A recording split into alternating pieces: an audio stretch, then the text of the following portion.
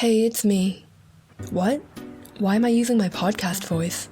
Well, I guess I did need to talk to you about something. It's kind of important. You're familiar with this weird looking thing, right? Now, if we zoom in and look at these concentric round things, we get to see that life on Earth has gone through a lot of different extinctions before. In fact, according to this, we've been through 5 already. And looking at what happened here, remembering that assignment Chang made us do, we can see that with each extinction came a huge offshoot of new life. Now, why am I asking you this? Shouldn't I be keeping this information locked away in the recesses of our mind where it rightfully belongs? Well, if you've been keeping your eyes and ears open, you may hear that we are approaching another one of these circles. This, the 6th mass extinction, also known as the Anthropocene, has caused some increased concern. Have you even heard the song named after it? Yeah, our climate's fucked, we might as well enjoy the weather. Our time is up, and I'd be satisfied. Look, all this talk of great. Yeah, not good. The extinction, not the song. No shade intended. But anyway, if we've been through 5 of these already, why are we so worried about this one in particular? Well, yeah, I guess life as we know it might be unrecognizably changed and there is a high chance of death, but such is the way of the mass extinction. As a wise person once said, it really do be like that sometimes. Well, that's what we're going to answer today in Season 1, Episode 1 of The Chang Chronicles. So, to understand why the Anthropocene is different than those that came before it, let us first understand what exactly it is. And by that, let's literally start with the etymology of the word itself. Humans first began to acknowledge they might be screwing up the planet in 1873, right after the start of the Second Industrial Revolution. An Italian geologist named, and I apologize to all Italians in advance, Antonio Stoppani used the phrase Anthropozoic era to refer to the period time in which humans had been impacting the planet. Fast forward to the early 2000s, where Paul Crutzen, a Nobel Prize winner and atmospheric chemist, popularized the usage of the word Anthropocene instead. The name is derived from the Greek roots anthropa, meaning human, and scene, meaning recent. Pretty straightforward, I think.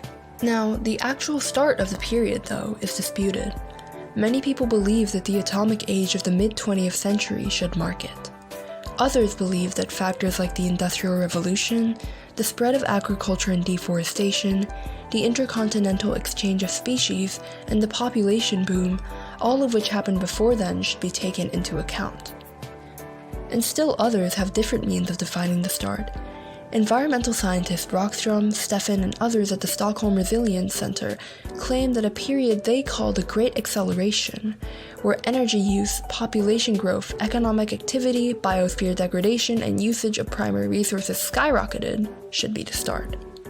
Ultimately, we need evidence of enough change that can be identified in the strata, or internal layers of sedimentary rock, that simply hasn't been found yet.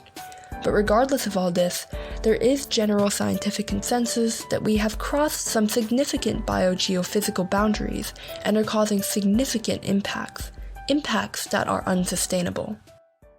Now that we have a general understanding of the term, let's review. How did we get here, and why is this extinction any different? First, there's the matter of our interactions with the environment, what we use, what we do to it, and what we put into it. While ocean acidification, global warming, and the like have happened before, we create change on a scale never seen before in the planet's history. Humans use between 1/3 and half of all land on Earth, and move more soil, rock, and sediment than all natural processes combined, remodeling the terrain as we see fit. We construct reservoirs that hold 3 to 6 times as much water as are contained in natural rivers, and use more than half of all accessible fresh water. Over the past 200 to 300 years, humans have accelerated global species extinction rates 100 to 1,000 times Earth's historical geological background rate.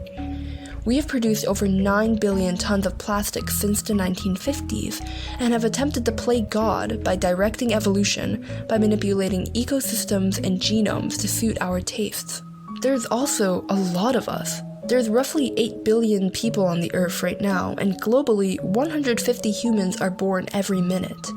humans have become, through their sheer numbers and consumption rates, the greatest geophysical and evolutionary force on Earth. We're also extremely interconnected. The, quote, global homogenization of flora and fauna, end quote, as one study refers to it, means that you can enjoy tropical delicacies while living in a winter wonderland, see livestock like cattle, pigs, sheep, and goats in nearly any continent. Human intervention has changed ecosystems by bringing species across the world to new habitats, and as we know with certain invasive species, not always for the better. Last but not least, Earl Ellis, an environmental scientist and professor at the University of Maryland, cites the rise of something he calls the technosphere. To quote him, it is, quote, the global energy-consuming techno-social system that is comprised of humans, technological artifacts, and technological systems, together with the links, protocols, and information that bind all these parts together, end quote. Basically, it's the entirety of man-made objects, structures, and systems that we've created for ourselves. It is a constantly evolving environment we've constructed, and ranges from things like our roads, highways, and cities, to computers and the internet, and also extends to simple things like knives and wheels. You can think about it in opposition to the natural environment, which is made up of plants, animals, etc. It's estimated to have a mass of about 30 trillion tons, and is on such a scale that almost no corner of the Earth is untouched by it. And furthermore, humanity is completely dependent on it. We've lost control of our own creation, and now destroying it, or trying to become independent of it, is beyond our control. It is self-sustaining, self-regenerating. We have made tools to create tools, and even to think for us about how to create better tools to replace those. Needless to say, as far as we know, this is kind of new for Earth. So now that we know why the Anthropocene is different, what are the implications of it? Geologist Mark Williams of the University of Leicester says that it will cause a fundamental reshaping of Earth on par with the rise of microbes, or the later shift from microbes to multicellular organisms. Earl Ellis says, there is no ending. The challenges of the Anthropocene are permanent. Humanity and nature are inextricably coupled. And while this all sounds very dark and foreboding, this doesn't necessarily mean the end is nigh and everything is going to die forever. More optimistic estimates say that complex life still has at least 800 million years ahead of it after the demise of humans, who, at the most generous estimate, have 7.8 million years left for them. But undeniably, the effects of the Anthropocene will deviate from those of past extinctions. But not all of humanity realizes this. Perhaps because we believe so much in the potential of future innovations that we think it can solve all of our problems. We've become so accustomed to the benefits and comforts of living in the technosphere, developed so much attachment to our lifestyles that we're harshly opposed to any solutions that would change our way of life. Corporations and powerful influences over politicians lobby in the pursuit of profit and change the mind of consumers, make us yearn for their goods and services for our every whim, to be comfortable, beautiful, special, happy. To overcome these barriers, we must take decisive action in educating each new generation on the seriousness of the Anthropocene, to raise awareness and to encourage young people to be involved. On the next level, we must lend more credibility to scientists, so that the interests of corporations such as those involved with fossil fuels cannot continue to outweigh scientific consensus and indefinitely delay productive change. Furthermore, we need better governance. International negotiations like the Paris Accords have led to voluntary commitments and lack accountability and authority, making it easy for governments to back down in fear of compromising their economies or upsetting their benefactors. There must be an international commitment to reducing emissions and researching ways to commit to sustainability, because even if all carbon emissions in wealthy countries were suppressed right now, we still wouldn't be able to reduce our global carbon footprint or meet our limits for 2050. And so, even with the sizable wealth and resource gaps between countries that make it hard, the push for change must be a global one. Well, that's the gist of it. I didn't mean to sound like this.